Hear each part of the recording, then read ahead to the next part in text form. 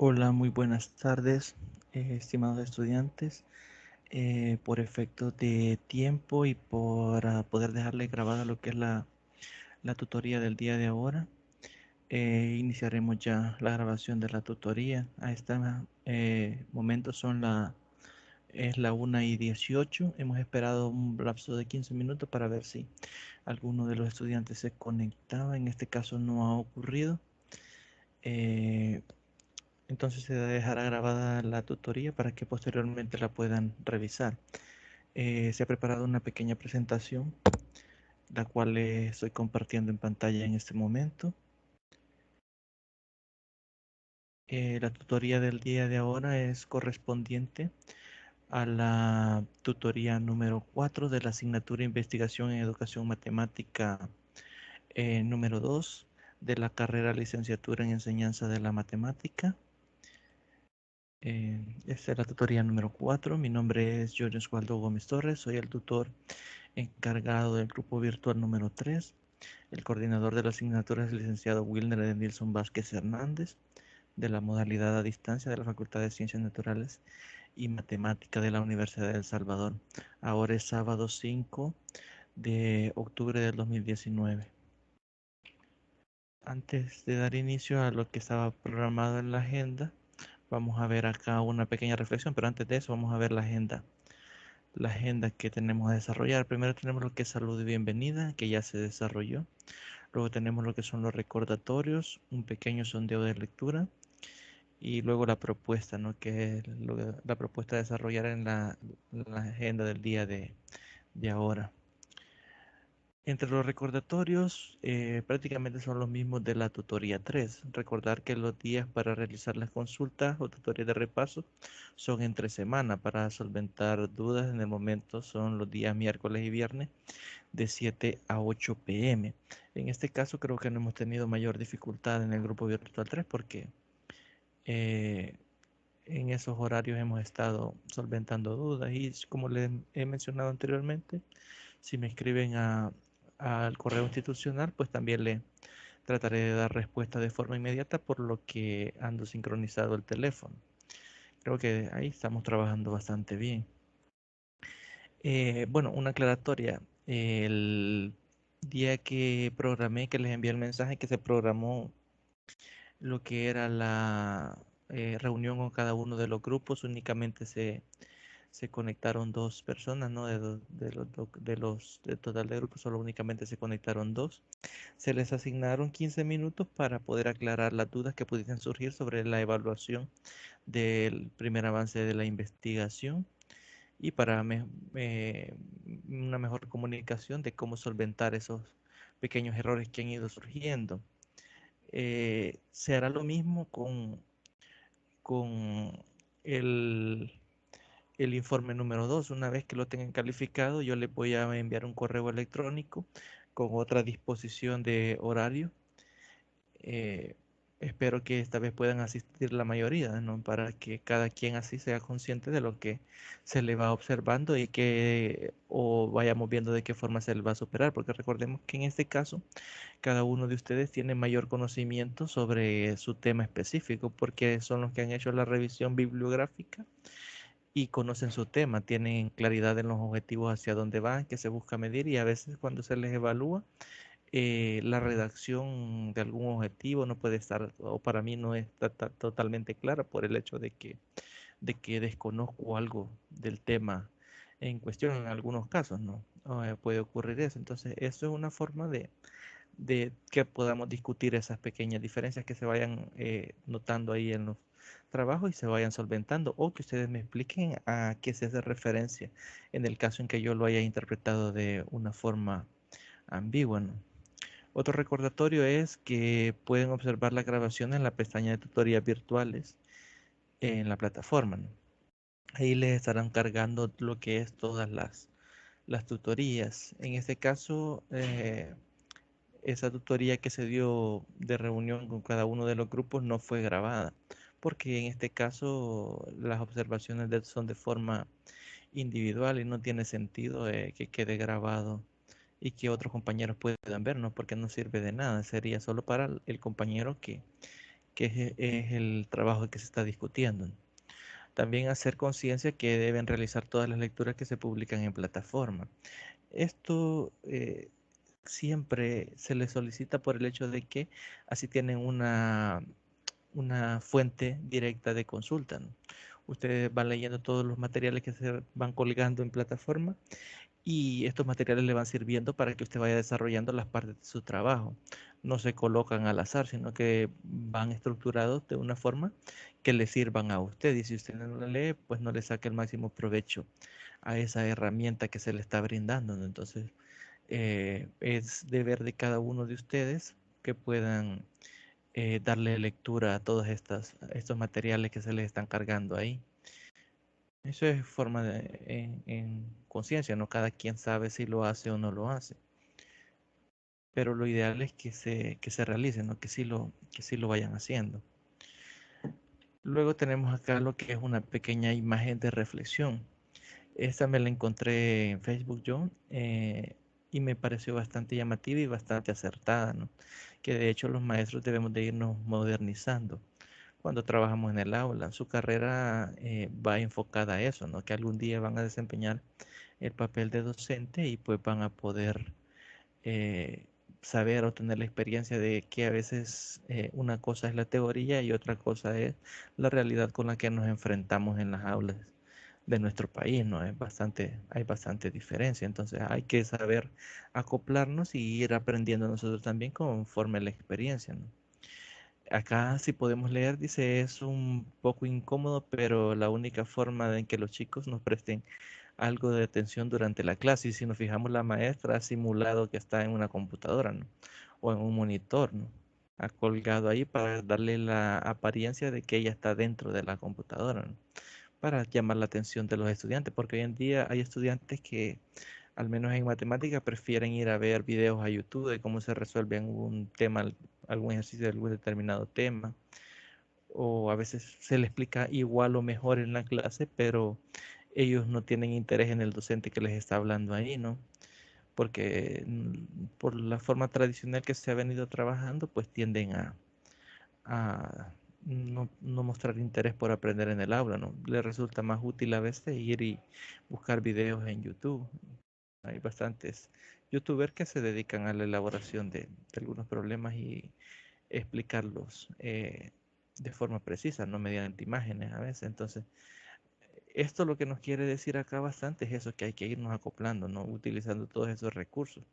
Hoy contamos con recursos como lo es GeoGebra o algo otros sistemas que nos sirven de apoyo en lo que es la enseñanza de las matemáticas. Entonces, hay que ir buscando incorporar todos esos elementos y así podemos llamar la atención de nuestros estudiantes para que pueda facilitarnos lo que es el proceso de enseñanza-aprendizaje. Esto es solo una pequeña reflexión que quería que discutiéramos, pero en este caso, como no hay presencia de ninguno de ustedes, entonces solo medio se los comento. Y si ustedes tienen algún comentario al respecto de esta reflexión, pues los invito a que me la escriban, ¿no? Y podamos discutir algo al respecto. Bastante interesante casi siempre hablar de esta clase de temas, porque nos ayudan a analizar, ¿no? Qué es lo que está sucediendo en el sistema educativo nuestro, ¿no? Que es lo esencial y a la larga lo más importante. Ahora sí tenemos lo que es un pequeño sondeo de lectura. En este caso voy a dejarles planteadas las preguntas. Quería que fuese de forma interactiva, ¿no? Que participaran y me dieran sus opiniones o sus respuestas de lo que han leído en el material, ¿no? Ustedes pueden hacer un ejercicio cuando ya estén revisando el video de poner pausa después de cada pregunta y responderla, ¿no? Y posteriormente revisar el resto de la tutoría, que ahí están las respuestas inmersas. La primera pregunta que plantea aquí, ¿qué es una hipótesis? Ahí esto lo van a responder en base al capítulo 6 del libro, que es el que vamos a revisar en el día de ahora.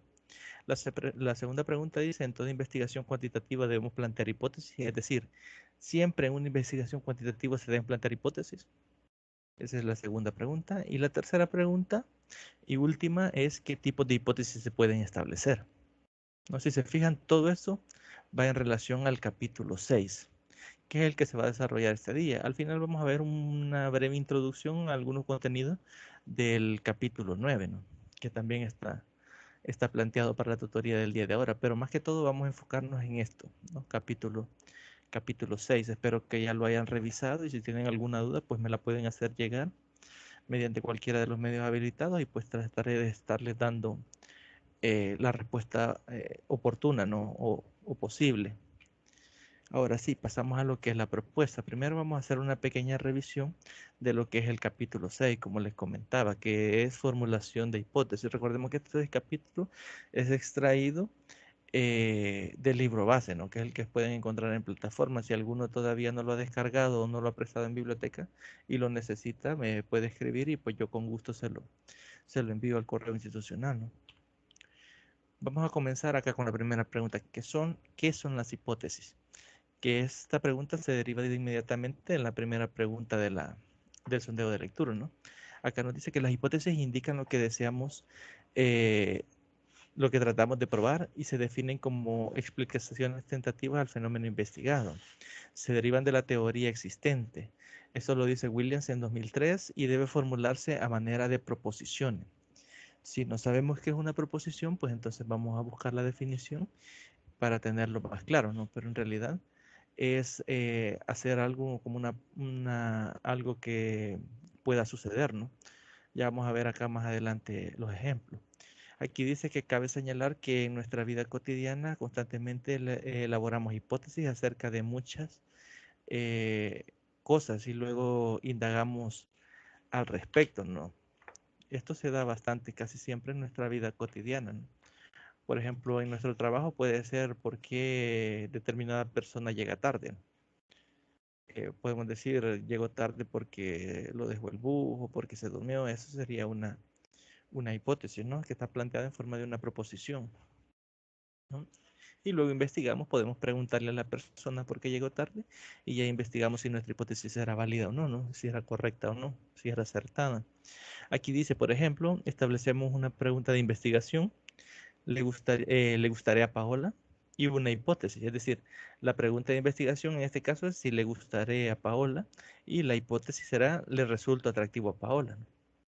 Ahí puede ser sí o no, ¿no? O indistinto, ¿no? Esta hipótesis es una explicación tentativa, perdón, y está formulada como una proposición. Después investigamos si acepta o se rechaza la hipótesis. Al cortejar a Paola y se observa el resultado obtenido. Si nos fijamos, la pregunta de investigación tiene bastante relación con lo que es la hipótesis. De hecho, de ahí sale, ¿no? La pregunta de investigación es, ¿le gustaría a Paola? Y obviamente la hipótesis es si le resulta atractivo, porque si le resulta atractivo, entonces le gusta, ¿no? Y puedo dar respuesta a lo que es la pregunta de investigación. Mediante el cortejo a Paola se pone a prueba la hipótesis, no sé, vamos a determinar si en realidad le gusta o no le gusta. Entonces, y ahí se analiza lo que es ese resultado. Entonces, las hipótesis son el centro, la médula o el eje del método deductivo cuantitativo. La hipótesis puede ser más o menos generales o precisas e involucrar a dos o más variables, pero en cualquier caso son solo proposiciones sujetas a comprobación empírica y a verificación en la realidad. ¿Qué nos quiere decir? Directamente la hipótesis debe de ser verificable en nuestra realidad. No podemos plantear hipótesis que no puedan ser verificadas en la realidad específica, ¿no? Como por ejemplo cuando hablábamos de cuán sublime es el alma de una persona, ¿no? Si sublime no es una variable medible, ¿no? O cuantificable. Entonces, tiene que ser verificada la hipótesis, ¿no? En el contexto real. Luego tenemos lo que es que la segunda pregunta de investigación, ¿no? La segunda pregunta, perdón, del sondeo de lectura. En este caso dice, ¿todas las investigaciones cuantitativas deben plantear hipótesis? La respuesta es que no. Y la tabla nos muestra eh, bajo qué clase de investigaciones cuantitativas sí se plantean hipótesis y en cuáles no. Por ejemplo, aquí dice la formulación de hipótesis en estudios cuantitativos con diferentes alcances. Primero, si el alcance del estudio es exploratorio, entonces no se formulan hipótesis. Si es descriptivo, solo se formulan hipótesis cuando se pronostica un hecho o dato. Quiere decir que en el descriptivo pueden formularse o no hipótesis. Eso va a depender de si se pronostica o no un hecho o un dato, ¿no? La correlacionar siempre formula hipótesis, en este caso, hipótesis correlacionales, ¿no? Es decir, si las variables A y B, por ejemplo, están relacionadas y cuál es la relación, ¿no? Puede ser únicamente si tienen o no relación. Y otra hipótesis podría ser si aumenta una, por ejemplo, aumenta la otra, o si aumenta uno, disminuye la otra. Es decir, si hay alguna dependencia entre las variables. En ese caso, serían dos tipos perdón, de hipótesis, ¿no? En ese caso que sean correlacionales, pero en este caso siempre se formulan, ¿no?, las hipótesis. Luego tenemos que si el alcance es explicativo, se formulan hipótesis causales, es decir, causa-efecto, si fuera explicativo, ¿no? Por ejemplo, a mayor altura, mayor peso. Es una hipótesis causa-efecto, ¿no? Y luego tenemos qué son las variables. Una variable es una propiedad que puede fluctuar y cuya variación es susceptible de medir o observarse. En este caso, su mismo nombre lo dice, ¿no? Variable que varía alguna cantidad o algo, ¿no? O fluctuar, que viene siendo prácticamente lo mismo. Ejemplos de variables son el género, la motivación intrínseca hacia el trabajo, el atractivo físico, el aprendizaje de conceptos, la religión, la resistencia de un material, la agresividad verbal, la personalidad autoritaria, la cultura fiscal y la exposición a una campaña de propaganda política, ¿no? Esas son variables que pueden fluctuar, ¿no? Es decir, si, por ejemplo, si tomamos la última, exposición a una campaña de propaganda política, pueda que aumente el voto para el partido político en cuestión o pueda que lo disminuya dependiendo del efecto que tenga la campaña. En ese caso puede subir o bajar. Esa variable puede aumentar o disminuir y por esa razón es de hecho una variable, ¿no? Las variables adquieren valor para la investigación científica cuando llegan a relacionarse con otra variable, es decir, si forman parte de una hipótesis o una teoría. En este caso se les suele denominar constructos o construcciones hipotéticas. Casi siempre las hipótesis, como hemos visto anteriormente en la definición, salen directamente del planteamiento del problema, ¿no? Y esto tiene bastante significado porque siempre en el planteamiento están intrínsecas lo que son las variables a estudiar, ¿no? Entonces, si logramos hacer una relación o algún tipo de causalidad-efecto entre dos variables o más variables, entonces ahí tenemos eh, una relación bastante interesante, ¿no? Que puede ser que sea medible, ¿no? Pues existe, pues, dice, una relación muy estrecha entre el planteamiento del problema y la revisión de la literatura y las hipótesis. La revisión inicial de la literatura hecha para familiarizarnos con el problema en estudio nos lleva a plantearlo. Después ampliamos la revisión de la literatura y afinamos o precisamos el planteamiento del cual derivamos las hipótesis, que es lo que les comentaba, ¿no? Que salen directamente de lo que es el planteamiento del problema, porque ahí se supone que están nuestras hipótesis. Recordemos que a medida avanzamos en lo que es la investigación, ustedes como investigadores pueden cambiar lo que es su planteamiento del problema. Si consideran que alguna hipótesis está mal estructurada o alguna variable no es medible, o puede ser dificultoso medirla, o consideran que hay otra variable que es más importante que la que han tomado en cuestión. Eso tiene que ver bastante con la profundidad de la investigación que se esté realizando por cada uno de ustedes. Las variables se adquieren valor para la investigación científica cuando llegan a relacionar, bueno, es eso, ¿verdad? Lo que estábamos hablando, que a medida se relacionan dos o más variables, entonces adquieren un valor más importante dentro de la investigación, ¿no? Luego tenemos de dónde surgen las hipótesis. Como lo he mencionado antes, prácticamente surgen del planteamiento del problema, ¿no? Bajo el enfoque cuantitativo, y si bien hemos seguido los pasos paso a paso, el proceso de investigación, es natural que las hipótesis surjan del planteamiento del problema. Como recordaremos, se vuelve a evaluar y es necesario, se replantean después de revisar la literatura, que es lo que les comentaba. A medida se está revisando y profundizando en la investigación, el investigador, o sea, cada uno de ustedes puede replantear lo que es su planteamiento del problema, sus objetivos o hasta sus hipótesis, ¿no? Es decir, provienen de la revisión misma de la literatura. Nuestras hipótesis pueden surgir de un postulado, de una teoría, del análisis de esta, de generalizaciones empíricas pertinentes a nuestro problema de investigación y de estudios revisados o antecedentes estudiados. En este caso es bastante recomendable que se haya hecho una correcta revisión de la literatura, ¿no? Para que tengan mayor claridad sobre lo que se está, de lo que se está hablando. Como le mencionaba anteriormente, es bastante importante eso porque a veces yo leo, bueno, en algunos casos me ha pasado de los trabajos que les he estado revisando, que me toca estarle dando sentido a lo que está escrito ahí porque yo desconozco a veces, ¿no? eh, cuál es la idea que buscan con la investigación. Y a algunos les he escrito ahí que sí que es lo que busca la investigación. Esto es porque yo a veces tengo desconocimiento específico de la teoría que ustedes están utilizando. Entonces ustedes tienen mayor conocimiento por la revisión bibliográfica que están realizando, pues adelante, ¿no? Solo que me tienen que comentar y explicar por qué se ha planteado de esa forma, ¿no?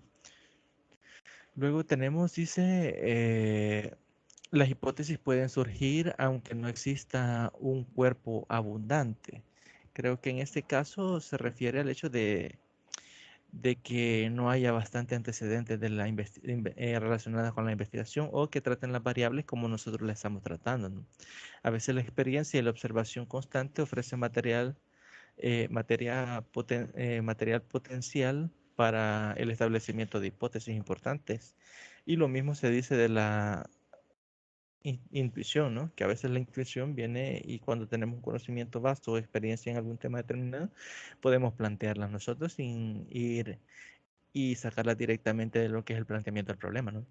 Cuando menor apoyo empírico previo tenga una hipótesis, se deberá tener mayor cuidado en su elaboración y evaluación, porque tampoco es recomendable formular hipótesis de manera superficial, es decir, si no conocemos a profundidad eh, el tema que estamos tratando en cuestión, pues una hipótesis superficial puede que no le dé el peso o el rigor suficiente a lo que es la investigación misma, ¿no?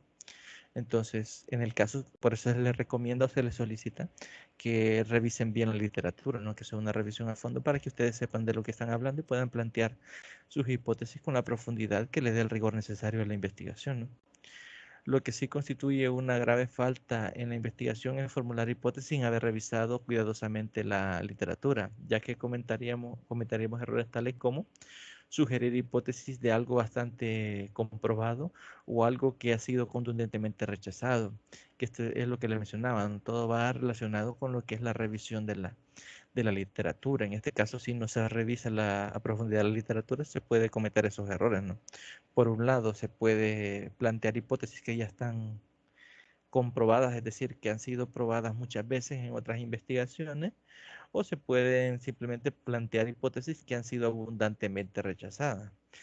El material más adelante nos menciona también de que el hecho de que no haya evidencia para que refuercen nuestra hipótesis, es decir, que nos puedan darnos evidencia de que nuestra hipótesis está correcta, ¿no?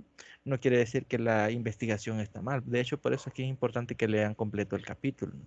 Hay una parte donde nos establece eso, ¿no? Lo importante en una investigación siempre es el conocimiento, ¿no? El conocimiento que pueda destacar de esa investigación, ¿no? No importa tanto si se comprueba o no lo que se desea comprobar, pero hay que hacer, como les mencionaba, una revisión abundante de la literatura y cuidadosa para que no cometamos esos errores, ¿no? Eh,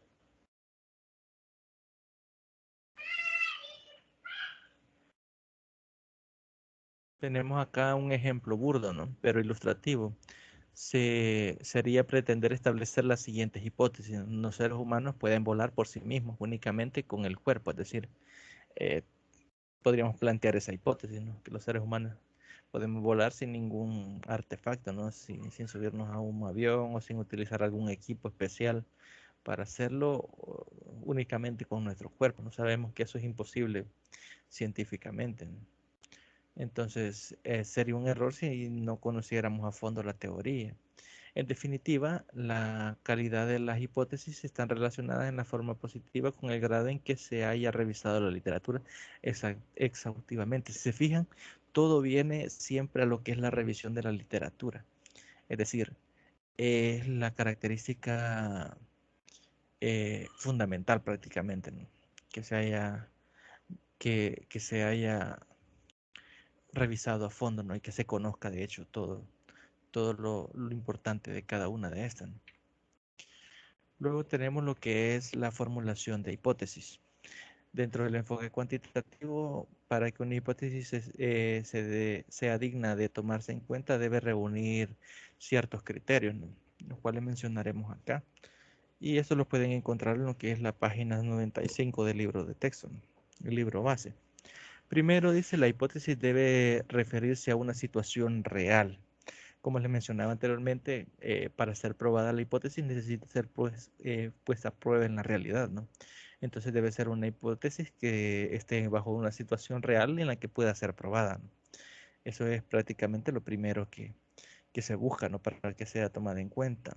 Una hipótesis relativa a algunas variables del comportamiento general, digamos, la motivación, debería someterse a prueba en una situación real, con criterios, con ciertos gerentes de organizaciones existentes. En ocasiones en la misma hipótesis se hace explícita la realidad, ¿no? A veces colocan, por ejemplo, los niños guatemaltecos que viven en zonas urbanas imitarán más la conducta violenta vista en la televisión que los niños guatemaltecos que viven en las zonas rurales. Si nos fijamos acá, se está poniendo de manifiesto lo que es la realidad en la que va a ser probada la hipótesis, ¿no? Entonces ese es el primer punto a tomar en cuenta. El segundo punto, las variables o términos de la hipótesis deben de ser comprensibles, precisos y lo más concreto posible. En este caso, los términos vagos o confusos no tendrían cavidad en lo que es una hipótesis, ¿no? Porque se busca algo que sea concreto. Así, la globalización de la economía y sinergia organizacional son conceptos imprecisos y generales que deben sustituirse por otros más específicos y concretos. Es decir, no podemos utilizar conceptos que sean demasiado generales, ¿no? Tiene que ser algo específico y algo concreto, ¿no? El número 3 nos establece que la relación entre las variables propuestas por una hipótesis debe ser clara y verosímil, es decir, tener una lógica, no tener un sentido, la relación que se establece. En este caso, por ejemplo, si tomáramos de hipótesis la disminución del consumo del petróleo en Estados Unidos, se relaciona con el grado de aprendizaje del álgebra por parte de los niños que asisten a las escuelas públicas en Buenos Aires, por ejemplo.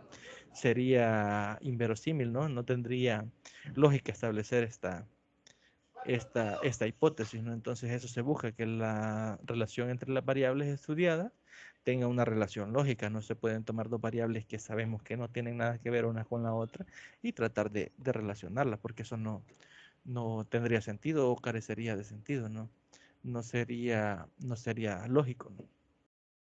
Luego, el cuarto nos dice, los términos o variables de la hipótesis deben ser observables y medibles, así como la realidad planteada entre ellos, o sea, tener referentes en la realidad, que es lo que habíamos hablado anteriormente, ¿no? Cuando hablábamos del uno, de que pues, como sabemos que las hipótesis van a ser puestas a prueba en la realidad, pues deben de ser medibles en esa realidad. Ya vamos a ver lo que significa medible, ¿no? Las hipótesis científicas, al igual que los podemos medir, hipótesis como los hombres más felices van al cielo o la libertad de espíritu está relacionada con la voluntad angelical, implican conceptos o relaciones que no se pueden medir, ¿no? Que es el ejemplo que nos proporciona el libro. Por ejemplo, si tomáramos ese, el primero, los hombres felices van al cielo, no sabemos, no podemos medir eso, porque no sabemos los hombres felices si al morir en realidad van al cielo, entonces no puede ser puesta a prueba en la realidad y por tanto no es una hipótesis válida o seria o que se pueda tomar en cuenta, ¿no? Perdón. Como quinto criterio tenemos la hipótesis deben estar relacionadas con técnicas disponibles para probarlas. Esto se refiere a que la formulación de hipótesis tenemos que analizar si existen técnicas o herramientas de investigación para que esta hipótesis pueda ser verificada, si es posible desarrollarla y si se encuentra a nuestro alcance poder hacerlo, ¿no? Entonces, a eso se refiere este quinto elemento. Ahí nos aparece un párrafo al final de la página 96 que nos dice que se puede dar el caso de que existan esas técnicas, pero por ciertas razones no tengan acceso a ellas. Es decir, que sí se puedan medir, pero que el investigador no tenga acceso a estas herramientas, ¿no? Entonces no nos serviría de nada plantearlas. Alguien podría intentar probar hipótesis referentes a la desviación presupuestal en el gasto gubernamental de un país latinoamericano, ¿no? O a la red de narcotraficantes de la ciudad de Miami, pero no dispone de formas eficaces para obtener sus datos.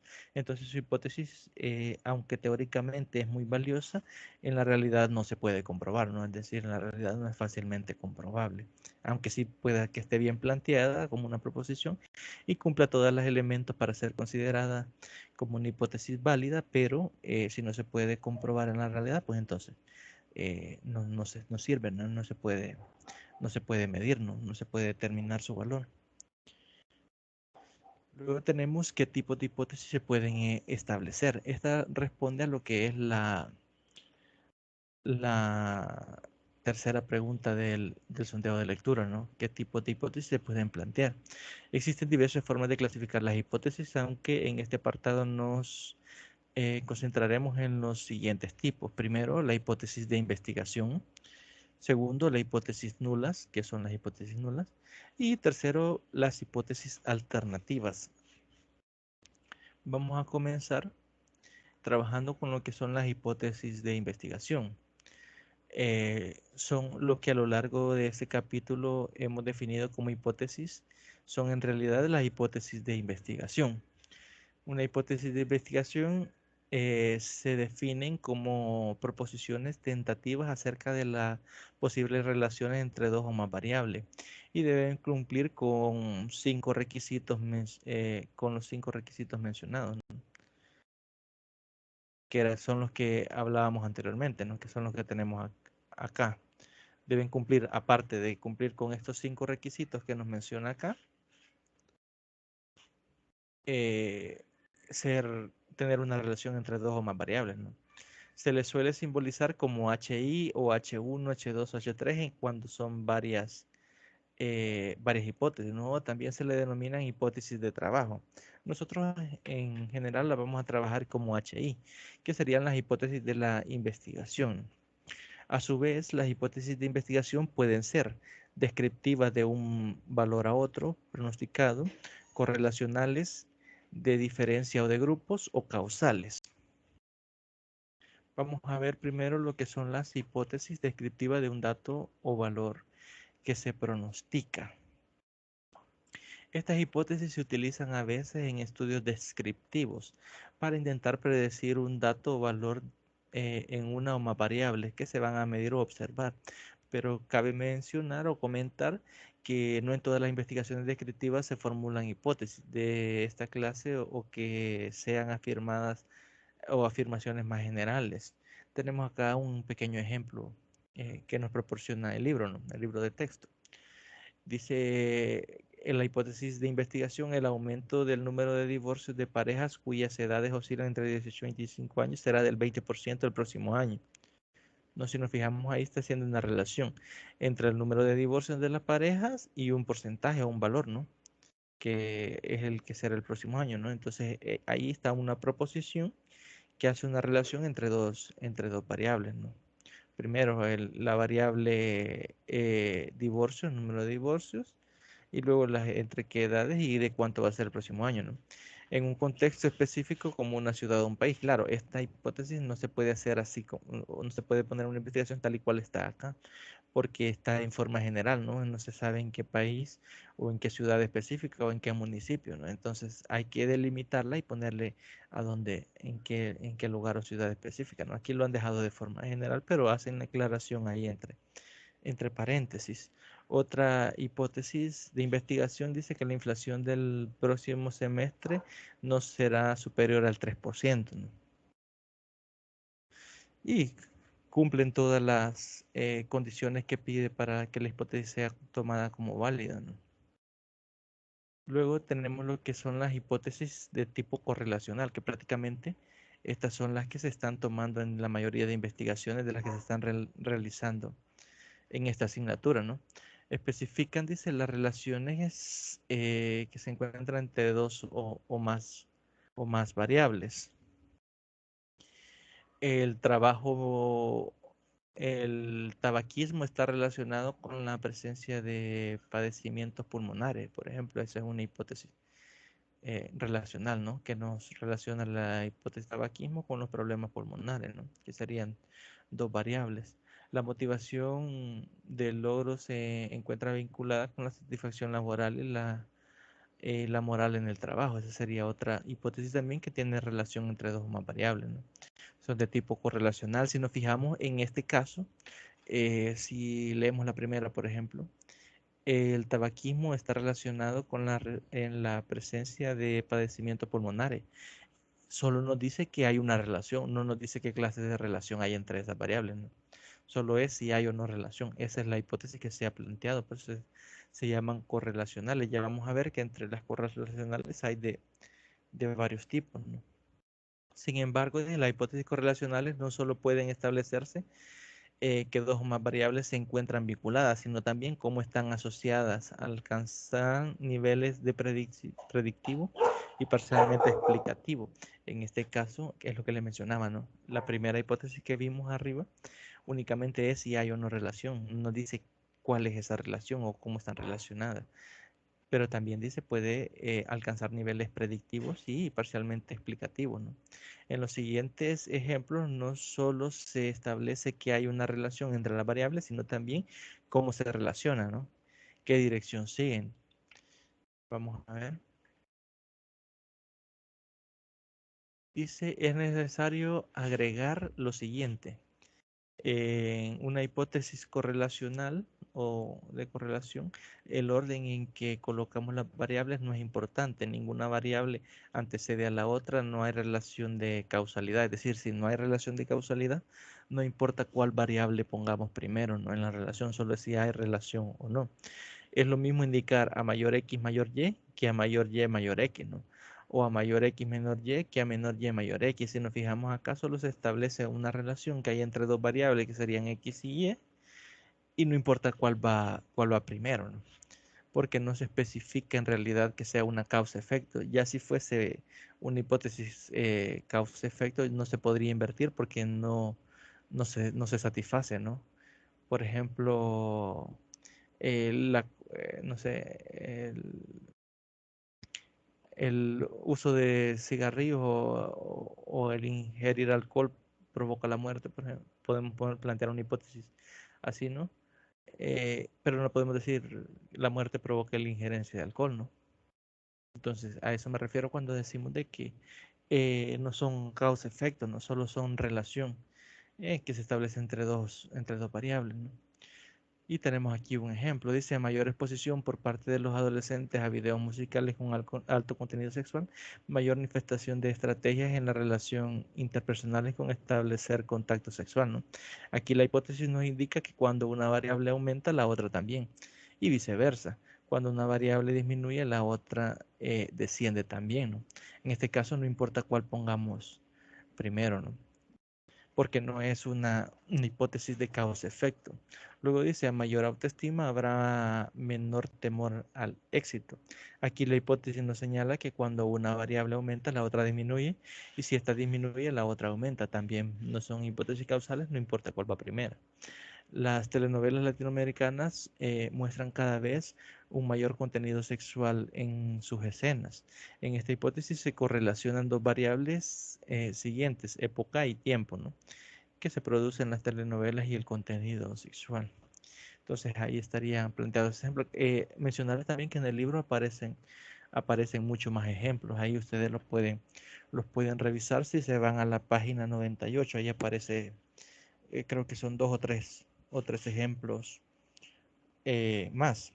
Luego nos dice que cuando hay una correlación, estos términos carecen de sentido. Los estudiantes que comienzan en sus cursos de investigación suelen indicar en todas las hipótesis cuál es la variable dependiente y cuál es la variable independiente. Esto es un error. Únicamente en las hipótesis causales se puede hacer esto.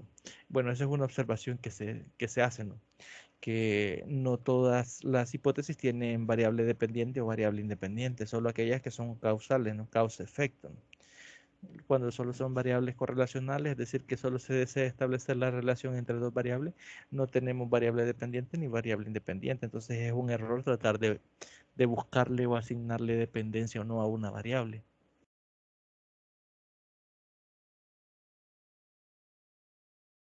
Dice que acá, cuando solo hay correlación, estos términos carecen de, bueno, que es lo que les había leído anteriormente, que es un error tratar de establecer siempre una relación entre dos variables, ¿no? Una relación causa-efecto, variable dependiente y variable independiente. Por otro lado, dice, es común que cuando en la investigación se pretende correlacionar diversas variables, se tengan varias hipótesis y cada una de ellas relacionada con un par de variables. Por ejemplo, si queremos relacionar las variables atracción física con confianza, proximidad física e inquietud en el noviazgo, todas entre sí, estas seríamos las hipótesis correspondientes. Es decir, tenemos cuatro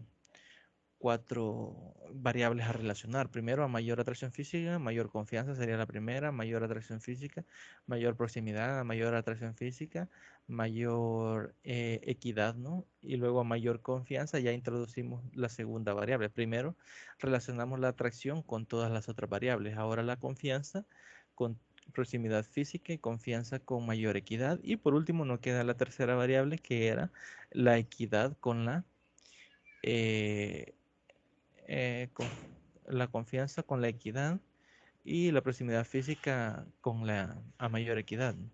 Entonces, si nos fijamos ahí, tomamos una, la relacionamos con la otra, tomamos la segunda, la relacionamos con el resto, la tercera con el resto, y así lo vamos haciendo.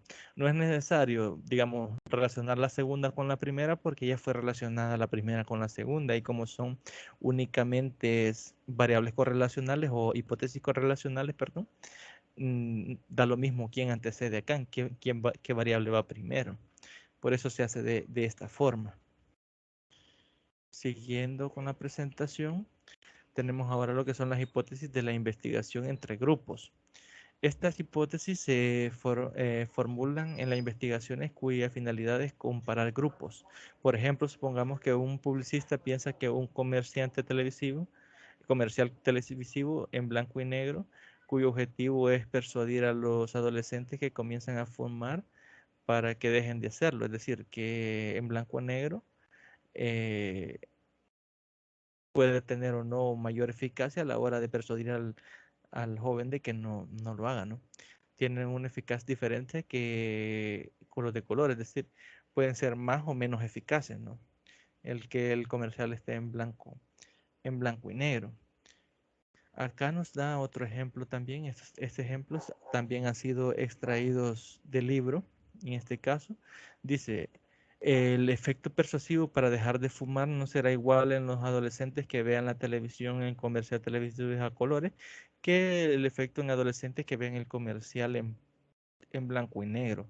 Si nos fijamos en este caso, es una sola hipótesis y está estableciendo relación, ¿no? Entre las dos variables, ¿no? Tomando de base el ejemplo que habíamos mencionado anteriormente. Luego tenemos otro ejemplo, nos dice otro ejemplo de este tipo serían: los adolescentes le atribuyen más importancia al atractivo físico en sus relaciones de pareja que los adolescentes a las suyas, que las adolescentes a las suyas. En este caso estamos comparando dos grupos, ¿no? Que el primero serían los adolescentes masculinos y el otro los adolescentes que serían ya el grupo femenino, ¿no? Otra dice, el tiempo que se tardan en desarrollar el SIDA a las personas contagiadas por transfusión sanguínea es menor que el que adquiere el VIH por transmisión sexual. Si nos fijamos, ahí estamos tratando siempre de la comparación entre dos grupos, ¿no? Estas ya no serían de tipo correlacional, es decir, ya no son hipótesis que tengan relación entre variables, sino que aquí son hipótesis de comparación entre grupos, ¿no? Ahí cada uno de ustedes con su investigación y la revisión bibliográfica que ha hecho van a decidir qué clase de hipótesis van a plantear, ¿no? Ahí tienen libertad para que puedan hacerlo siempre y cuando vaya sobre la vía cuantitativa, ¿no? Luego tenemos hipótesis que establecen relaciones de causalidad,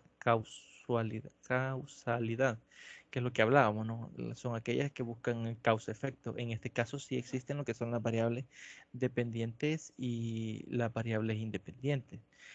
Este tipo de hipótesis no solamente afirma o las relaciones entre las variables y si la manera en que se manifiesta, sino que además propone un sentido de entendimiento entre las relaciones. Tal sentido puede ser más o menos completo. Esto depende del número de variables que se incluyan. Pero todas estas hipótesis establecen relaciones causa-efecto, es decir, la acción de una causa la otra, ¿no?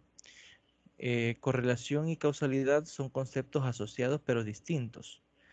En la primera, por ejemplo, correlación, únicamente decimos si hay o no relación y causalidad no. Hay una relación, pero una variable se ve afectada por la otra, ¿no? Aquí sí podemos hablar de variable dependiente y variable dependientes. Si dos variables están correlacionadas, ello no necesariamente implica que una será causa de la otra.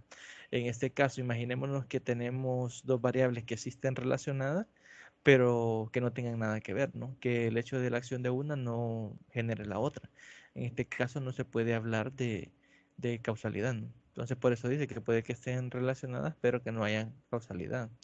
No todas las correlaciones tienen sentido y no siempre que se encuentre una correlación puede inferirse causalidad. Si una vez que se obtiene una correlación se supiera la causalidad, ello equivaldría a decir que cada vez que se observa a una señora y a un niño juntos se supiera que ella es su madre, ¿no? En este caso, si se fijan, se puede hacer se hace una deducción, ¿no? O por lo menos es lo que aparentaría, ¿no? Vemos una niña y una madre y no necesariamente va a ser la mamá, podría ser la tía o cualquier otro familiar, ¿no? Lo mismo ocurre con estas correlaciones entre variables, ¿no? Puede ser que sí estén relacionadas, pero eso no implica que haya alguna relación de causalidad, ¿no? Entre estas variables. Tenemos ahí un ejemplo que nos dice que la hipótesis de investigación planteada en este caso, la desintegración del matrimonio provoca baja autoestima en los hijos e hijas. Sería la hipótesis, ¿no? Que la desintegración del matrimonio provoca la baja autoestima en los hijos, ¿no? En el ejemplo, además de establecer una relación entre las variables, se propone un efecto de causalidad, es decir, estamos relacionando la variable matrimonio con la variable de autoestima, ¿no? Y cuando decimos provoca, estamos generándole un efecto de causalidad, ¿no? Que la desintegración del matrimonio provoca, es decir, implica que eh, va a haber baja autoestima en los niños, ¿no? Las hipótesis correlacionales pueden simbolizarse como X-Y y las hipótesis causales, como se muestra en la figura 1.1, ¿no? Incluye una causa-efecto, ¿no? Una variable y otra variable, ¿no? Pero una influye en la otra, ¿no? Una causa la otra. Se simboliza la hipótesis causal, ¿no? Que sería causa-efecto. O variable dependiente y variable independiente, si le queremos llamar de esa forma.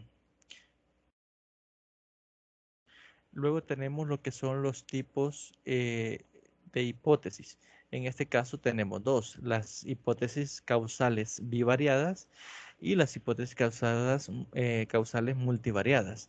En la primera, este plantea una relación entre dos variables. Específicamente nos dice dos variables independientes y una variable dependiente. Entre una variable independiente y una variable dependiente. Por ejemplo, percibir que otra persona del género opuesto es similar a uno en cuanto a religión, valores y creencias nos provoca mayor atracción hacia ella. Esa sería una hipótesis que relaciona únicamente dos variables, ¿no? Independiente y variable dependiente. Si nos vamos entonces a las multivariadas, en este caso, si nos fijamos, multi viene de varios, ¿no? Multivariadas. Entonces sería la relación entre varias. Plantea una relación entre diversas variables independientes y una dependiente o una independiente y varias dependientes.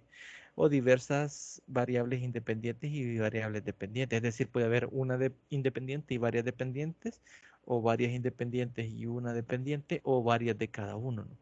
De hecho, ahí podemos ver un esquema en lo que es la página 102 del material. Ahí lo pueden ustedes revisar. Ahí establece eso. Bueno, en la página 103 también. Nos vamos entonces a lo que es la página 104. Ahí ustedes pueden hacer revisión de los ejemplos que proporciona el libro de lectura. Si surge alguna duda, como les dije al inicio, pues pueden consultarme y pues podemos tratarla juntos, ¿no? Ver eh, y explicar de qué es lo que trata de plantear el material, ¿no? En este caso, para que tengan la confianza de y lo puedan hacer. Luego dice que son las hipótesis nulas. Esta va eh, directamente a consecuencia de lo que los tipos de hipótesis que se podían plantear. Vimos que eran tres casos, ¿no? Que son las hipótesis de investigación, que ya las vimos, las hipótesis nulas, que las vamos a ver ahora, y tenemos también las hipótesis alternativas. Bueno, nos dice qué son las hipótesis nulas. Las hipótesis nulas son, en cierto modo, el reverso de la hipótesis de investigación, es decir, lo contrario a lo que se ha planteado en la hipótesis de investigación. También constituyen proposiciones acerca de la relación entre variables, solo que sirven para refutar o negar lo que se afirma en la hipótesis de investigación. Las hipótesis nulas se simbolizan por H sub 0, ¿no? En este caso, si la hipótesis de investigación propone, y aquí está, nos da un ejemplo, ¿no? Los adolescentes se atribuyen más importancia al atractivo físico en sus relaciones de pareja que las adolescentes. Si nos fijamos, es una hipótesis que nos está comparando o relacionando dos grupos, ¿no? Y la postura de la hipótesis nula sería lo contrario a esas hipótesis. Los adolescentes no atribuyen más importancia al físico que la relación de parejas que las adolescentes. Los primeros decían que sí lo atribuyen los adolescentes y en la otra es que no lo atribuyen, ¿no?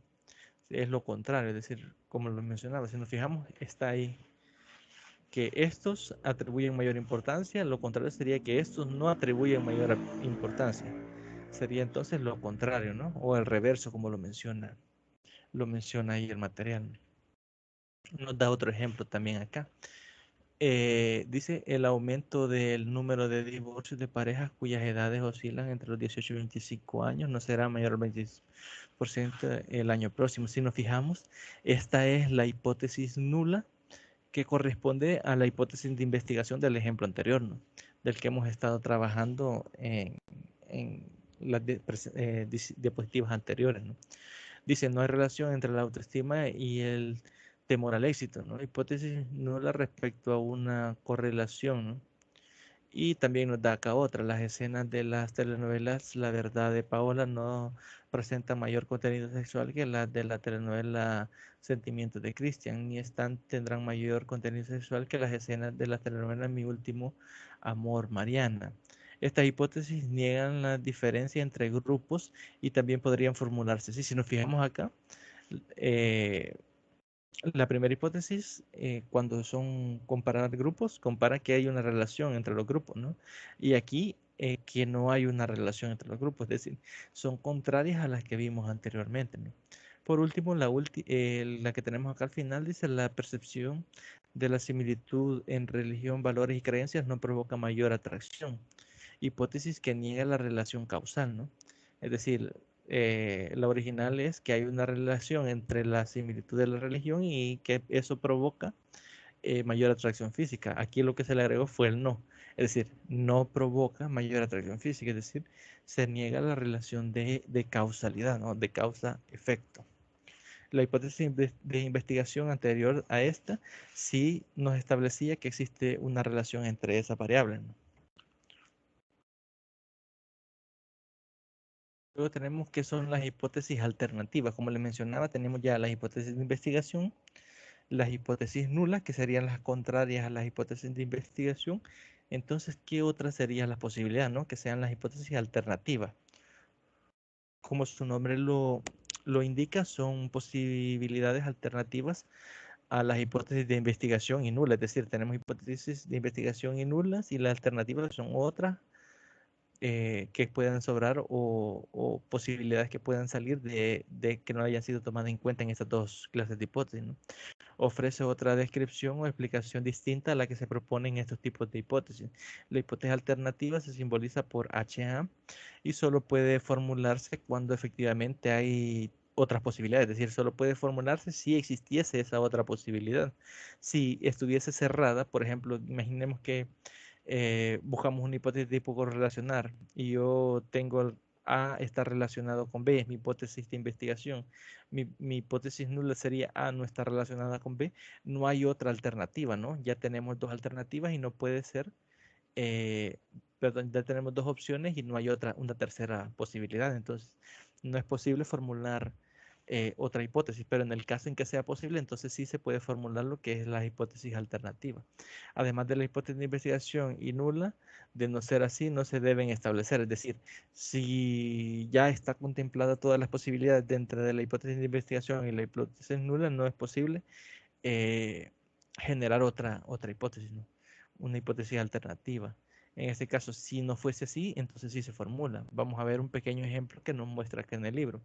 Si la hipótesis de investigación se estableciera aquí, HI, que es la hipótesis de investigación, esta silla es roja, es decir, la hipótesis es esta silla es roja, la hipótesis nula sería esta silla no es roja, que es lo contrario a la hipótesis de la investigación, ¿no?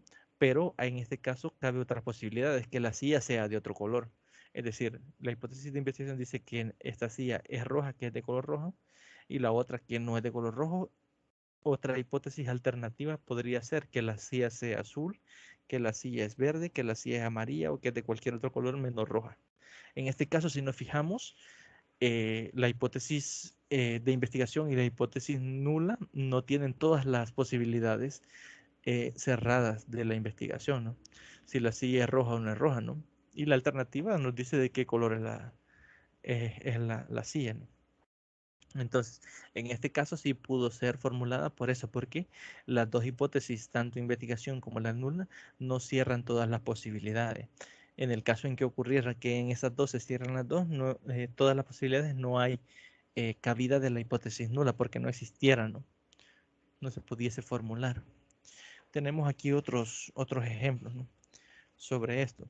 Dice el candidato A obtendrá una correlación, una elección en la elección para la presidencia del Consejo Escolar entre 5, 50 y 60% de la votación total, ¿no? Y la hipótesis alternativa es que no obtendrá, ¿no? Entre el 50 y el 60%, ¿no? Y la alternativa, el candidato A obtendrá en la elección para la presidencia del Consejo Escolar más del 60%, es decir, no 60 específicos, sino más de 60, o en la otra que tendrá menos de 50, ¿no? Y ahí tenemos dos alternativas, la hipótesis de investigación y la hipótesis nula. Luego tenemos otro ejemplo, que los jóvenes le atribuyen más importancia al atractivo físico en sus relaciones de pareja que las jóvenes, que es el mismo ejemplo que hemos venido trabajando. Y la hipótesis nula sería lo contrario, ¿no? Que los jóvenes no le atribuyan mayor importancia que las jóvenes. Y la alternativa, los jóvenes le atribuyen menos importancia al atractivo físico que la relación de pareja con las jóvenes, ¿no? Si nos fijamos en este caso, lo mismo, como les menciono, la alternativa únicamente se plantea si las otras dos no cierran todas las posibilidades de las relaciones entre variables que estamos estableciendo, ¿no? Este último ejemplo de los jóvenes, si la hipótesis nula se hubiese formulado de la siguiente manera, no habría posibilidad de formular la hipótesis alternativa, puesto que la hipótesis de investigación y la nula abarcan todas las posibilidades. Veamos, si mantenemos la hipótesis de investigación, los jóvenes le atribuyen más importancia al atractivo físico en sus relaciones de pareja que las jóvenes. La nula sería, los jóvenes no le atribuyen más importancia o le atribuyen menos importancia al atractivo físico en sus relaciones de pareja que las jóvenes. Cuando ya le agregamos este o, le atribuye menos, es decir, ya estamos diciendo que no le atribuyen más, es decir, no le atribuye más. La original, la hipótesis de investigación es que le atribuye más, es decir, eh, el interés de los jóvenes le atribuye más importancia que las jóvenes. Lo contrario sería menor o igual, ¿no? Cuando utilizamos el menos o menor, el no le atribuye sería que no es más, es decir, es igual o menor. En este caso estamos tomando todas las posibilidades y por tanto no es posible establecer lo que es una hipótesis alternativa. Luego tenemos ahí definición conceptual o constitutiva. Esto no estaba en la agenda. Yo lo agregué porque consideré que era bastante importante establecer lo que era la diferencia de lo que es la operacionalización de las variables y la definición conceptual o constitutiva. Lo agregué ahí al final. Eso lo podemos ver, ya les digo en qué página, en la página 110 del libro de texto. Antes de eso, mencionarles que aquí hay unos pequeños contenidos que no se han tocado en la presentación, que por ejemplo está en la página 106. ¿Cuántas hipótesis se deben formular en una investigación? Ustedes lo pueden leer ahí. En la 107, ¿qué es la prueba de hipótesis? La 108, ¿cuál es la utilidad de las hipótesis? La 109, que es la que les mencionaba.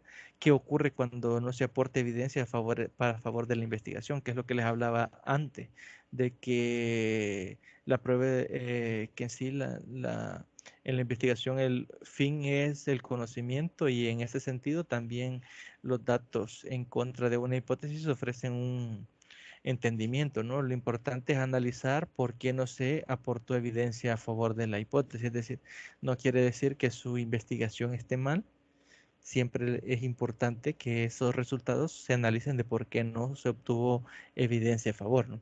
En la página 109 también pueden hallar cuántas deben definir las variables de una hipótesis como parte de la formulación, ¿no? Y la respuesta en este caso es que sí, ¿no? Pero ahí pueden ustedes leerlo para que podamos ir avanzando, ¿no? Ahora sí, vamos a lo que es la definición conceptual o constitutiva. Una definición conceptual trata a la variable con otros términos. Así, inhibición proactiva se podría definir como la dificultad de evocación que aumenta con el tiempo y poder como influir más en los demás que lo que estos influyen en uno, ¿no? Se trata de definir definiciones, perdón, de diccionario o de libros especializados. Y cuando escriben la esencia o las características de una variable, objeto o fenómeno, se le denomina definiciones reales, ¿no? Estas últimas constituyen la adecuación de la definición conceptual de los requerimientos prácticos de la investigación. Y tenemos aquí una pequeña tabla, ejemplos de definiciones conceptuales. Solo vamos a revisar uno. Ustedes pueden revisar el otro por cuestiones de tiempo que veo que se me está yendo bastante rápido y quiero terminar con lo que tenía que darles. Como esto les digo, esto estaba agregado, no estaba previsto en la propuesta, pero yo lo considero que sí es bastante fundamental. Por ejemplo, aquí son, como vimos, las definiciones de diccionario. En este ejemplo, inteligencia emocional. La define según definición conceptual, capacidad para reconocer y recolectar muestras, emociones, así como manejar con más destreza nuestras relaciones. Es decir, son definiciones del libro, ¿no? Ya vamos a ver qué relación tiene este con las definiciones operacionales. En este caso, dice, una definición operacional constituye el conjunto de procedimientos que describe la actividad que un observador debe realizar para recibir las impresiones sensoriales, las cuales indican la existencia de un concepto teórico en mayor o menor grado. En otras palabras, especifica qué actividad u operación deben realizarse para medir una variable. Por eso es que se llaman variables, definiciones operacionales, es decir, cómo se operan o cómo se trabaja con esos conceptos. Una definición operacional nos dice que para recoger datos respecto a una variable hay que hacer esto y esto otro. Además, articular los procesos o acciones de un concepto que son necesarios para identificar el ejemplo de este. Así, la definición operacional de la variable temperatura sería el termómetro e inteligencia se significaría operaciones como la respuesta a una determinada prueba de inteligencia. Por ejemplo, Stanford B, bueno, ahí nos da algunos ejemplos. Y si nos vamos y vemos acá un ejemplo, siempre vamos a ir tomando uno solo. Inteligencia emocional. En este caso, la definición operacional es la prueba con 70 ítems de reactivos. Si nos fijamos, esta no es una definición conceptual, sino cómo vamos a abordar el concepto específico de inteligencia emocional o esta variable específica, ¿no? Por eso es la importancia que en uno va el concepto como tal y en el otro es cómo o qué procedimientos vamos a tomar para poder medir esa variable, ¿no? Inteligencia emocional, por ejemplo, la aceleración con un acelerómetro, abuso sexual infantil y bueno, ahí nos da una versión en español de 35 preguntas a responder como verdadero o falso y 5, bueno, son cómo se va a medir esa variable, no qué es en sí, pero se le coloca definiciones operacionales. Es decir, vamos a definir cómo se va a trabajar con cada una de esas variables. A eso sí hace referencia. Por eso lo consideré bastante importante, porque recuerdo que a algunos les mencioné cuando me escribían algunas dudas ahí en el correo, de que algunas cosas que me habían escrito en otras partes del trabajo iban a ir en esta parte, ¿no? Que es el de cómo se va a medir esa variable específica, ¿no? Ahí tienen que ir en estas definiciones operacionales. Y ahora sí pasamos a lo que es el capítulo 9. En el capítulo 9 solo vamos a tocar tres pequeños contenidos. Espero que salgamos a tiempo con el tiempo, ¿no? Que podamos terminar todos los contenidos. El primero, esto va en relación al capítulo 9. Podemos encontrarlo en la página 196, creo, no, si no me equivoco. ¿Qué implicaciones, qué implica la etapa de recolección de datos? Esto está en el capítulo 9, como les mencionaba. La recolectar datos implica la elaboración de un plan detallado de procedimientos que nos conduzcan a reunir datos con un propósito específico. Este plan incluye determinar cuáles son las fuentes de donde se obtendrán los datos, es decir, los datos van a ser proporcionados por personas, se producirán de observaciones o se encontrarán documentos, archivos, bases de datos, etcétera. En este caso, no sé si alguno ha tomado no me acuerdo, temas que tengan que ver con el rendimiento académico. En mi caso, contarles la experiencia que cuando estaba estudiando la maestría nos dejaron un trabajo y nosotros definimos la variable operacional de rendimiento académico como la nota en sí del estudiante en un determinado periodo, ¿no? Entonces, esa recogida de datos encaja cabal en estos términos, ¿no? ¿Qué es esa? ¿Qué fuente de dónde van a ser recogidos los datos? En ese caso, nosotros fue directamente del proporcionado para el docente, ¿no? Pero en su caso, si van a ver pasar alguna encuesta, alguna entrevista o algo, pues es importante que se tenga claro, ¿no? Cómo se va a desarrollar. Entonces se localizan tales fuentes. Regularmente en la muestra se seleccionada, pero es indispensable definir con precisión. A veces se utilizan fórmulas matemáticas, por ejemplo, creo que una de las más conocidas es la fórmula de Gabaldón, que es para establecer la muestra. Yo no sé en sí algunos de los trabajos que me han enviado, creo que en la matriz metodológica habían escrito hasta el número de estudiantes que iban a ser parte de la muestra. Yo no sé cómo es que han extraído esos números, si ha sido al azar o cómo lo han, o son todos los estudiantes que pertenecen a un determinado a una determinada sección, ¿no? Yo en realidad no sé cómo es que lo han determinado ese número de estudiantes específico, ¿no? Pero por lo general se hace de forma, bueno, hay varias formas de seleccionar la muestra, porque hay un capítulo completo en el que se puede hablar de eso, pero por lo general se utiliza la fórmula de Gabaldón para determinar el número específico.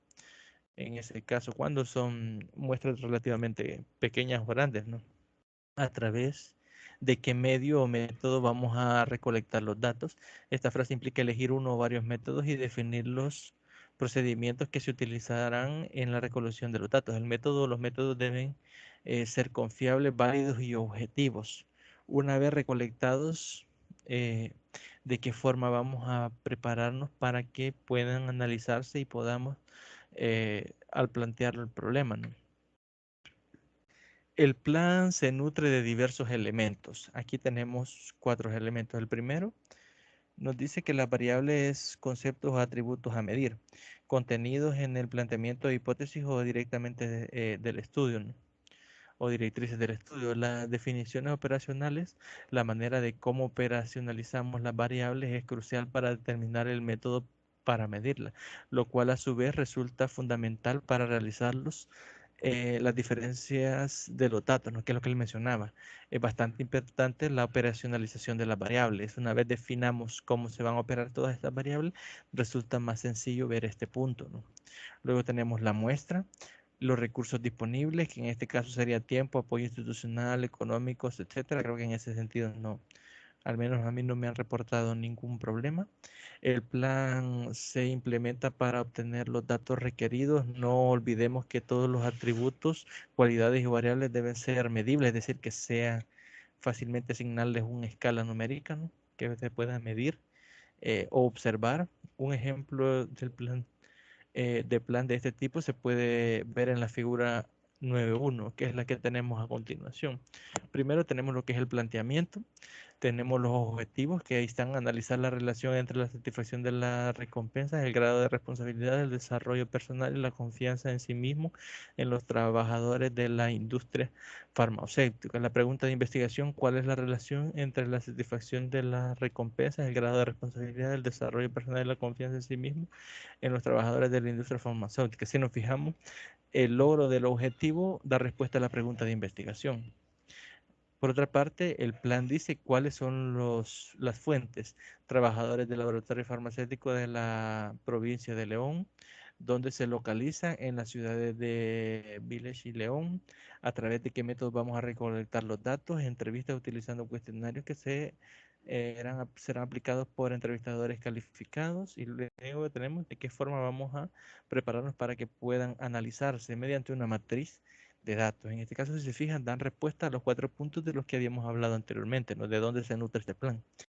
Es importante que tengamos claros estos 4 puntos para que no se nos complique ya a la hora de la recolección de datos y la forma en que los vamos a analizar, ¿no? Las variables a medir son satisfacción de la recompensa, grado de responsabilidad de desarrollo personal, confianza en sí mismo. La definición operacional es escala de un cuestionario. Si nos fijamos aquí en la definición operacional, nos dicen cómo van a trabajar esto, ¿no? Que mediante el cuestionario que mide las variables de intereses, escuela de clima organizacional, ¿no? Estos cuestionarios a veces están ya validados, ¿no? De hecho, lo que se recomienda es que se busquen instrumentos que ya estén así, ¿no? Pero esto depende de qué variables son las que deseamos contabilizar o medir. La muestra son 300 trabajadores, los recursos disponibles, económicos suficientes y tiempos de un mes. Ahora, ¿qué significa medir? Que es una pregunta bastante importante que a veces tenemos ambigüedad a la hora de explicar. Aquí dice definir la medición como el proceso de vincular conceptos abstractos con indicadores empíricos, el cual se ha realizado mediante el plan explícito y organizado para la clasificación de los datos disponibles o los indicadores. En términos del concepto que ese investigador tiene en mente, ¿no? Esto lo dice Carmines y Seiler en el 91. Los instrumentos de medición, recursos que se utilizan en el investigador para registrar la información o datos sobre las variables que tiene en mente. Ese sería el indicador, ¿no? ¿Cuáles serían esos registros de información que el investigador tiene en mente para medir o para efectuar la medición? Bicorg en 2005 señala que la siguiente forma: la función de la medición establece una correspondencia entre el mundo real y el mundo conceptual. El primero provee evidencia empírica del segundo, proporciona modelos teóricos para encontrar sentido a ese segmento del mundo real que se está tratando de escribir. Es decir, tenemos en nuestra cabeza la concepción teórica de algún determinado problema o factor, y luego tenemos que ver cómo trasladamos esa información a medirlo en el mundo real, que al final es lo que nos interesa, ¿no? Luego tenemos qué requisitos debe cumplir un instrumento de medición. Eso lo podemos encontrar en la página 200 del libro del material. En este caso tenemos 3: la confiabilidad, la validez y la objetividad. Vamos a comenzar viendo lo que es la confiabilidad. Dice que la confiabilidad de un instrumento de medición se refiere al grado en que su aplicación repetida al mismo individuo o objeto produce los resultados iguales. Es decir, un instrumento va a ser confiable si al aplicarlo en varias etapas o en varias espacios temporales diferentes a la misma persona o al mismo entorno nos da resultados iguales o similares. Aquí nos da un ejemplo. Si se midiera en este momento la temperatura ambiental usando un termómetro y este indicara que hay 22 grados centígrados y dentro de un minuto se volviese a realizar otra vez la medición y marcara o señalara que hay 5 grados centígrados y dentro de 3 minutos marcara otra vez se realiza la observación y marcara que hay 40 grados centígrados, dicho termómetro no sería confiable, ¿no? Porque no reafirma el resultado, ¿no? Si, por ejemplo, si en lugar de fluctuar tanto, hubiera fluctuado 22 grados, 21 grados, 23 grados, sí sería confiable porque hay un resultado similar. No necesariamente tiene que ser exactamente el mismo resultado, pero sí un resultado similar, aunque acá lo trabaja como igual. Ahí nos da un ejemplo en la tabla 9.1, donde nos da el ejemplo que dice que si tuviera un test para medir el IQ y se le pasara a 2, 4, 6, 7 personas y nos dan los resultados. Mariana en la primera aplicación obtuvo 135 puntos, en la segunda obtuvo 120, 110 y en la tercera obtuvo 118 y decimos que la confiabilidad del instrumento no es confiable, ¿no? Porque no se obtienen resultados similares, ¿no? O iguales, ¿no? Que no estén sujetos a revisión, pues la escala oscila entre 100 y 135 y si nos fijamos los resultados son variados de cada uno de los a los cuales se les pasó el test, ¿no? Entonces a eso responde lo que es la confiabilidad. Ahora vamos con la validez. La validez en términos generales se refiere al grado que un instrumento realmente mide la variable que pretende medir. Aunque parece obvio, a veces cometemos errores, es decir, hay instrumentos que no miden específicamente la variable que queremos medir y entonces en ese sentido el resultado no sería válido para las conjeturas que logremos sacar. Por ejemplo, un instrumento válido para medir la inteligencia debe medir la inteligencia y no la memoria. Imaginémonos que queremos medir la inteligencia y les pasamos test donde lo que se necesita es que la persona sea buena memorizando. No se estaría midiendo lo que es la inteligencia, sino la memorización. No estaría midiendo la variable que queremos medir. La validez es un concepto del cual puede tenerse diferentes tipos de evidencia. Eh, La primera, evidencias relacionadas con el contenido, evidencias relacionadas con el criterio y por último, evidencias relacionadas con el constructo. La validez total va a ser igual a la validez de cada uno de estos elementos, es decir, la validez del contenido más la validez del criterio más la validez del constructo. Y eso sería la validez total del instrumento como tal. Por último tenemos lo que es la objetividad. La objetividad de los instrumentos o del instrumento se refiere al grado en que este instrumento es permeable a la influencia de los sesgos y tendencias de los investigadores que lo administran, califican interpretan, es decir, que no se ve afectado por cuestiones personales de la persona que lo imparte, que esté de una forma general, es decir, que tenga las mismas preguntas para todos y que la persona que lo administre no tenga alguna preferencia por algún resultado específico. Imaginémonos que 10 observadores deben ver una película y calificarla como muy violenta, violenta, neutral, poco violenta y nada violenta. 3 personas indicaron que es muy violenta, 3 que es violenta y 4 que evalúan como neutral. ¿Qué tan violenta es la película? Resulta ser un cuestionamiento difícil, ¿no? O bien, ¿quién fue mejor compositor, Mozart, Beethoven o Bach? Todo es relativo, sin embargo, la objetividad aumenta al reducirse la incertidumbre, ¿no? Algunos criterios específicos que se vayan a evaluar en cada una de esas etapas, ¿no? Ahí reduce bastante lo que es la objetividad de cada una de las personas. La objetividad se refuerza mediante la estandarización de la aplicación del instrumento, mismas instrucciones y condiciones para todos los participantes, y en la evaluación de los resultados, así como el emplear personal capacitado y experimentado en el instrumento.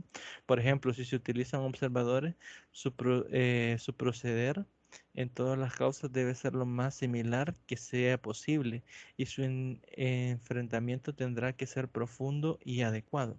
Es decir, imaginémonos que mandamos a alguien a aplicar algún instrumento específico que mida, por ejemplo, la delincuencia. Y él considera, o sea, la persona en sí, considera tal vez que las personas de color, ¿no? Son más propensas a, a volverse delincuentes, por ejemplo. Entonces, esta persona incide, ¿no? Imaginémonos que va y le pasa el instrumento primero a una persona blanca y no ejerce ninguna influencia. Le da el instrumento, se lo lee, le pregunta, la persona le responde libremente y hasta ahí. Pero luego va y le pregunta a una persona de color y empieza a hacer las preguntas de una forma diferente, ¿no? O a preguntarle concesiones personales o tal vez inmiscuirse demasiado en la respuesta de la persona, ¿no? Entonces, si nos fijamos, aunque sea el mismo instrumento, hay una actuación diferente de la persona que está pasando el test, ¿no? En una dio libertad a la persona que eligiera su propia respuesta, y en la otra trató de hacer un pequeño sesgo, ¿no? Al influir en la respuesta de la persona, que tal vez por la influencia respondió cosas que no iba a responder o que no consideraba o no había pensado si quieren responder. Entonces, a eso se refiere con la objetividad, ¿no? Que sea lo más general posible para todos, ¿no? Que todos estén bajo las mismas condiciones a la hora de responder el test. Luego tenemos qué procedimientos se sigue para construir un instrumento de medición. En este caso, existen diversos tipos de instrumentos de medición, cada uno con sus características diferentes. Sin embargo, el procedimiento general para construirlo y aplicarlo se segmenta. Este se resume mediante las etapas del diagnóstico de la figura 9.7. En este caso, la fase 1 dice redefiniciones fundamentales, ¿no? Esta etapa se deberá reevaluar las variables de investigación, ver si se mantienen o se modifican. Eso depende de la profundidad de la revisión de la lectura y lo que ustedes hayan notado en cada uno de sus temas. En lugares específicos donde se recabarán los datos, el propósito de tal recolección, quiénes y cuándo, en qué momento van a ser medidos, las definiciones operacionales y el tipo de datos que se quiere obtener, respuestas variables, respuestas escritas, conductas observables, etcétera. Esa sería la fase 1. La fase 2 es la revisión enfocada de la literatura. En este caso se debe servir para encontrar mediante la revisión de la literatura los instrumentos o sistemas de medición utilizados en otros estudios anteriores o para medir las variables de interés, lo cual ayudará a identificar las herramientas que pueden servir de utilidad o pueden ser de utilidad. La fase 3, identificación del dominio de las variables a medir y sus indicadores. Se trata de identificar y señalar con precisión los componentes, dimensiones o factores que teóricamente integran la variable. De igual manera, se deben de establecer los indicadores en cada dimensión. Sería la fase 3. Pasamos a la fase 4. Toma de decisiones claves. En esta parte deberá tomarse tres decisiones importantes que tienen que ver con el instrumento o el sistema de medición. Primero, utilizar un instrumento de medición y elaborado, adaptarlo al desarrollo de uno nuevo.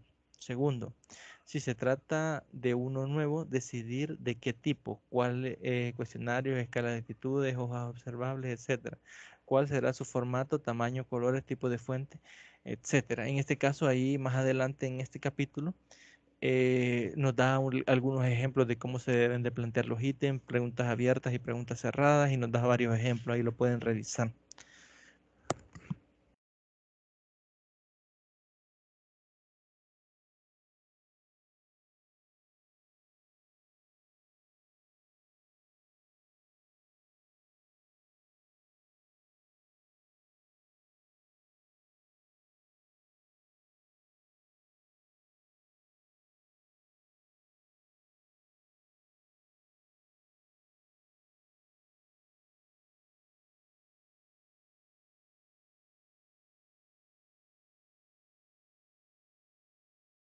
y del instrumento, así como determinar los niveles de medición y codificación de los ítems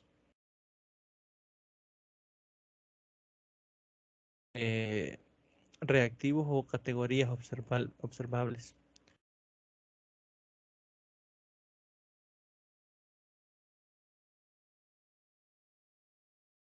Creo que tengo un pequeño problema con el video,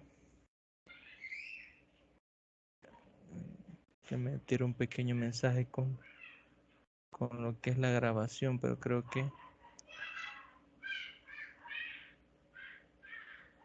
que sigue grabando. Sí.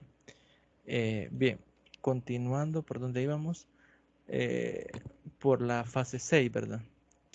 La prueba piloto. Esta fase consiste en administrar el instrumento a una pequeña muestra para probar su pertinencia y ética, incluyendo instrucciones, así como las condiciones de la aplicación y los procedimientos involucrados a partir de esta prueba. Se calcula la confiabilidad y la validez iniciales del instrumento. En este caso,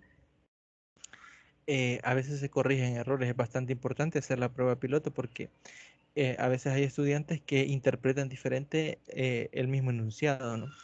Puede que alguna pregunta se interprete de forma diferente y recordemos que a veces una coma o un punto hace bastante diferencia, ¿no? En la forma en que se lee y en que se interpreta alguna fase. Luego tenemos la fase 7, elaboración de la versión final del instrumento, sistema y procedimientos de aplicación. Implica la revisión del instrumento, sistema de medición y su forma de administración para implementar cambios necesarios, quitar o agregar ítems, ajustar instrucciones, tiempo para responder, etc. Y posteriormente construir la versión definitiva, incluyendo un diseño atractivo. La fase 8, entrenamiento del personal que va a administrar el instrumento y calificarlo. Esta etapa consiste en enfrentar y motivar a las personas que habrá de aplicar y modificar respuestas o valores productivos por el instrumento o sistema de medición. Y por último, la fase 9, obtener autorizaciones para aplicar el instrumento. En esta etapa es fundamental conseguir los permisos necesarios para aplicar el instrumento o sistema de medición por parte de las personas y representantes de organizaciones que estén implicadas en el estudio. En este caso creo que no se tiene mayor dificultad acá porque creo que ya todos hablaron en las respectivas escuelas o instituciones donde van a realizar su investigación y creo que tienen el permiso ya de la director o directora, ¿no? La fase 10, administración del instrumento, aplicar el instrumento o sistema de medición a los participantes o en casos de investigación se le es la oportunidad de confrontar el trabajo conceptual y la planeación de los hechos, ¿no? La fase 11, preparar los datos para el análisis, codificarlos, limpiarlos, insertarlos en una base de datos o matriz y por último analizarlos. Proceso para construir un instrumento de medición es a continuación. Bueno, ¿qué es lo que tenemos ahí? Va resumido, ya resumido en el gráfico, ¿no? Y con eso finaliza lo que era la agenda del día de ahora. Aquí se había planteado un pequeño espacio de 10, 15 minutos para que pudiesen hacer preguntas, ya sea del contenido o de sus investigaciones como tal. En ese caso, como no hay participación de estudiantes, lo vamos a dejar hasta acá. Y cualquier cosa, pues ustedes me pueden consultar en plataforma y yo trataré de darle respuesta a la brevedad posible, ¿no? Entonces voy a detener acá la grabación. Les deseo éxitos en sus labores diarias y cualquier cosa, ahí estamos a su disposición. Saludos.